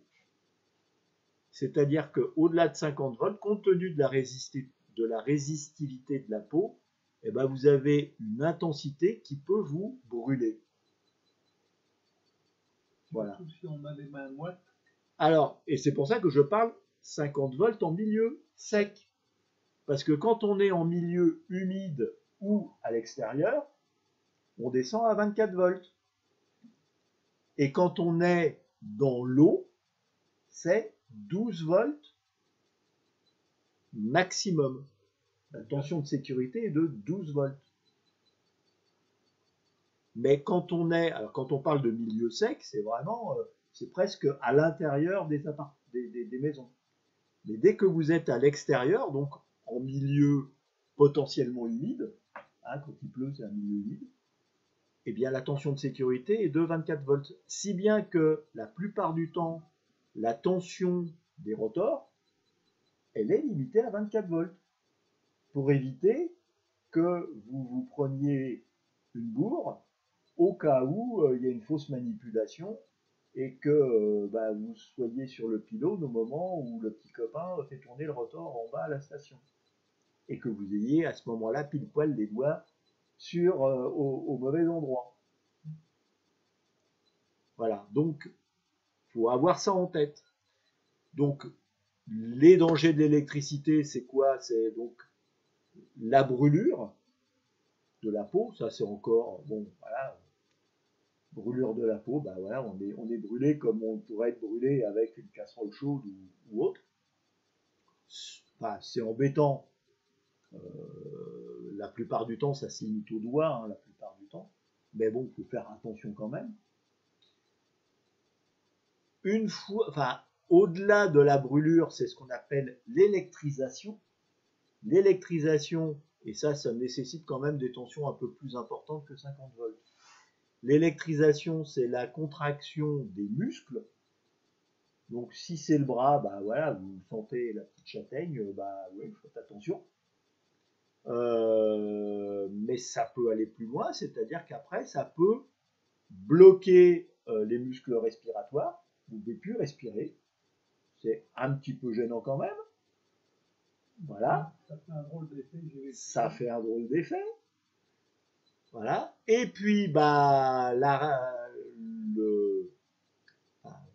l'étape suivante, c'est la fibrillation du cœur.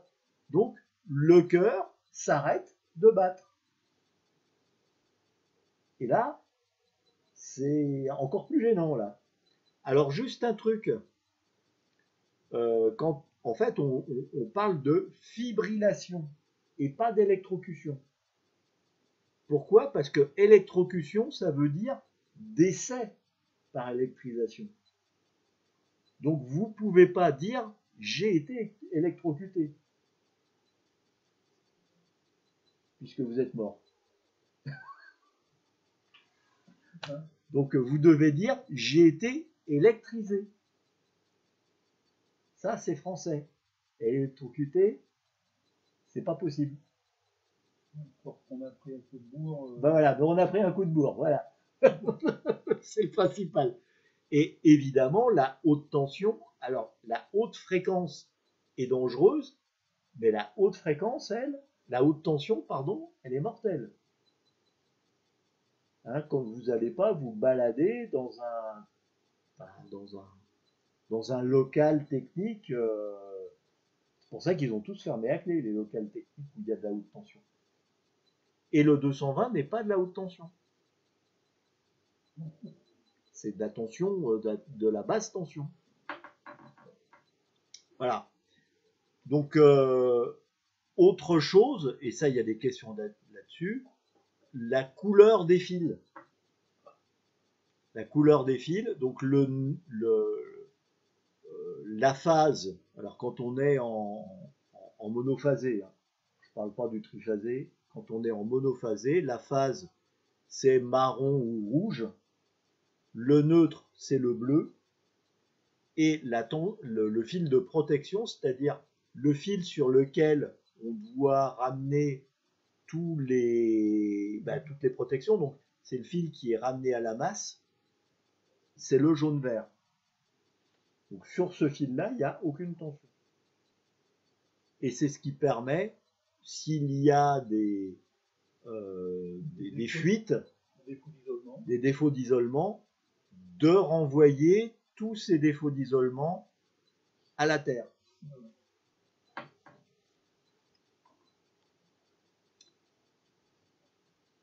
Et puis enfin, la foudre. Alors, pas de questions sur la foudre à l'examen en elle-même, mais des questions sur les parafoudres. Ils sont rares, il faut ramasser une châtaigne de poudre pour pouvoir le décrire. Voilà. Donc la foudre, alors ça, c'est encore une jolie photo. Il y a eu un superbe orage en juin dernier. Ça a pété dans tous les sens. Et ça, c'est une photo qui a été prise alors j'ai récupéré ça sur internet. Et voilà, donc c'est la Tour Eiffel qui se prend une méga châtaigne. Voilà, donc il y avait un super orage. Il n'a plus des cordes ce jour-là. J'étais sur la route, moi, j'emmenais pas large. Et ça, il y avait des éclairs partout en région parisienne. Et donc ça, c'est un de ces éclairs. Je pense pas que ce soit trucage, je pense pas que ce soit un trucage, mais en tout cas, c'est une très belle photo. Alors, qu'est-ce que la foudre? Alors ça, on voit bien, c'est une décharge entre un nuage et le sol, mais ça peut être aussi une décharge entre deux nuages. Deux nuages qui se frottent, ça fait de l'électricité statique, et automatiquement, ça génère des éclairs. Ils équilibrent leur charge. Comme c'est trop, bah hop, ça peut être voilà. Et donc, voilà. Et donc, dans le cas où il y ait une situation orageuse, il est quand même préférable, même si c'est pas obligatoire, de débrancher ses antennes.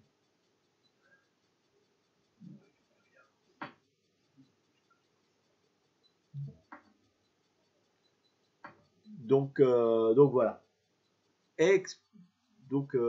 Débrancher les antennes, c'est nettement mieux. Enfin, pas que l'antenne d'ailleurs. Hein.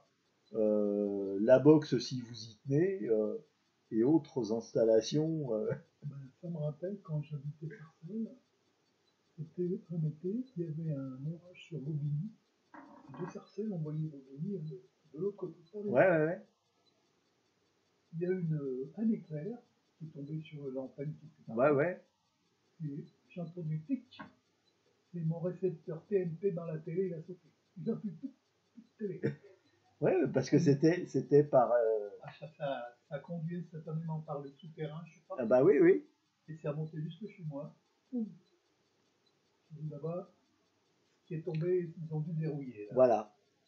Et donc pour réduire ces risques de foudroiement, parce qu'en fait, si ça tombe sur votre antenne, ça risque d'avoir des impacts jusque chez vous, enfin jusqu'à l'émetteur, puisque après la foudre, une fois qu'elle est, elle cherche son chemin et elle prend tous les câbles, enfin tous les conducteurs. Et donc c'est pour ça que je préconise de débrancher les câbles.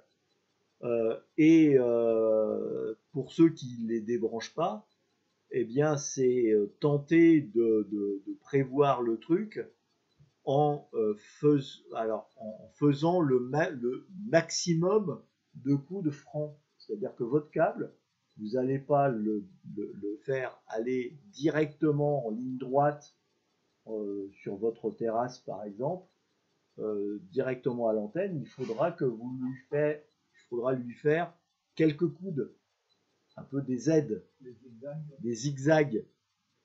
Pourquoi? Parce que la foudre, elle n'aime pas du tout les zigzags, elle va toujours tout droit. Et à chaque fois qu'il y a un coude, eh bien ça va atténuer le courant de foudre. Et que peut-être ça va sauver votre installation. Alors, votre câble, si la foudre tombe dessus, il va être mort parce qu'il va être crevé. La foudre, elle va avoir explosé le câble. Mais par contre, la foudre ne va pas avoir descendu jusqu'à votre émetteur, si votre émetteur est encore branché à l'antenne, au câble. Les dispositifs anti-foudre. Alors les dispositifs anti-foudre, c'est ce qu'on appelle un parafoudre. Donc là, en fait, c'est des éclateurs qui permettent de relier ici. Alors évidemment, à l'intérieur, ici, il y a une sorte de fusible, on va dire, mais un fusible à l'envers. C'est-à-dire qu'il devient conducteur quand il y a une décharge. Et cette partie-là, vous la mettez sur l'équipement de protection contre la foudre du bâtiment. Il y a aussi les modules qu'on met à côté disjoncteurs sur le tableau qui eux aussi servent de parafoudre Ouais, pour le secteur et pour la ligne téléphonique. Et maintenant, ligne téléphonique, comme on passe en fibre la plupart du temps, voilà, il y a plus de risque de foudroiement par la ligne téléphonique. Pour le secteur, je peux dire que c'est efficace. Mais pour le secteur, oui. Ça va protéger. Et d'ailleurs, on voit. Bah, c'est tous les surtenseurs aussi. Il y en a qui changent de couleur même. Ah, quand ils ont été choqués. Ouais. Enfin, voilà. Donc voilà, il faut si le bâtiment est équipé contre la foudre, il faut bien évidemment se connecter à cet équipement. Ça, c'est valable pour si vous habitez en immeuble, enfin dans des tours ou des choses comme ça, et que vous avez mis votre antenne en haut de la tour. Parce que sinon, vous allez avoir, enfin, s'il y a un problème, on va vous dire que l'installation est non conforme, et c'est la plupart du temps, c'est pour ça qu'on va demander aux radioamateurs de faire installer votre antenne par un professionnel qui, lui, va installer un parafoudre. Enfin, sera obligé d'installer un parafoudre. Et évidemment, cet équipement-là, celui-là, vous lui faites surtout pas faire de coude, puisque il faut que la foudre soit évacuée direct. Donc autant votre câble coaxial, qui n'est pas un équipement contre la foudre, celui-là, vous lui faites faire des zigzags, mais ce que vous mettez après le parafoudre, ou c'est des éclateurs, ça, évidemment, ceux-là, vous les mettez le plus droit, enfin le plus direct à l'équipement parafoudre du bâtiment. Encore une fois, ça, c'est pas adapté aux petits pavillons, hein. C'est adapté à ceux qui habitent dans des tours et qui voilà, il y a un équipement parafoudre, je crois que de mémoire, sans vouloir, je crois que c'est au-delà de 15 étages, où il y a un équipement, c'est une hauteur de bâtiment qui correspond à 15 étages, et le bâtiment est obligatoirement...